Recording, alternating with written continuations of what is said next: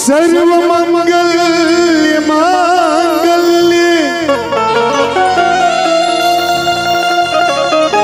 शिवे शर्वारित साधिके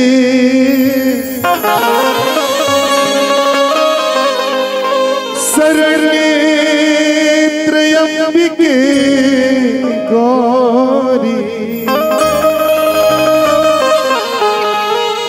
नारायणी नमोस्तुते।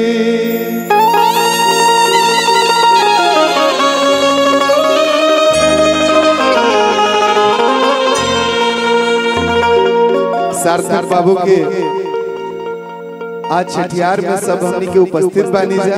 बहुत ही सुंदर गायिका सपना कश्यप बहुत ही अपन अच्छा प्रस्तुति के लिए, लेकिन भाव हमारा गुरु जी के रहे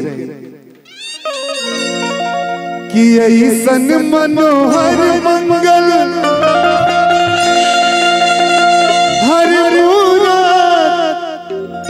सुहावन सुंदर हर सूरत हो।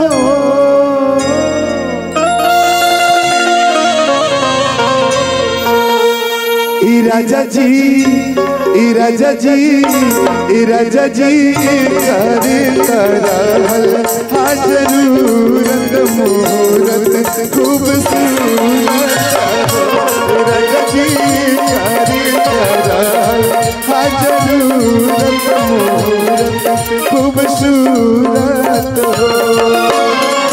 ऐसन मनोहर मंगल मूरत सुहावन सुंदर सूरत हो।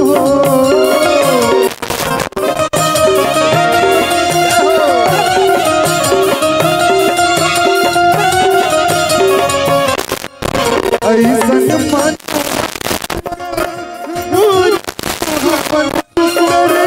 सूरत सुहावन सुंदर सूरत हो।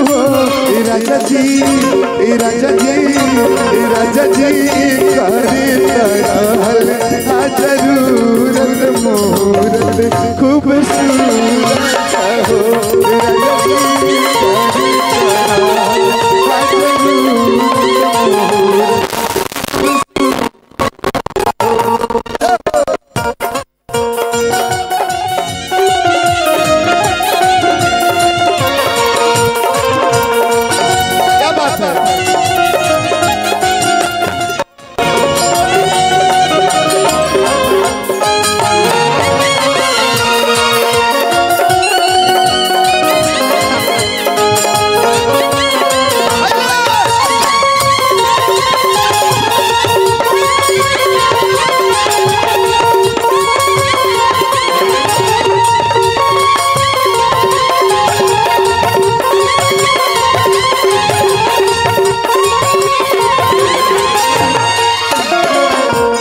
तब तक विजेंद्र भैया कहने कि नाना बबुआ जान कर का हो, थोड़ा रिदम का आवाज बढ़ा दीजिए, समझ में नहीं आ रहा है।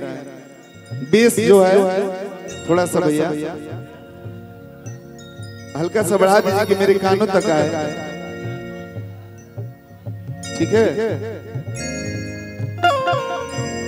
तब विजेंद्र भैया ने बोला कि नहीं नहीं, हम जो बोलते हैं वो है। क्या बोले कि हमरा बुझाता बबुआ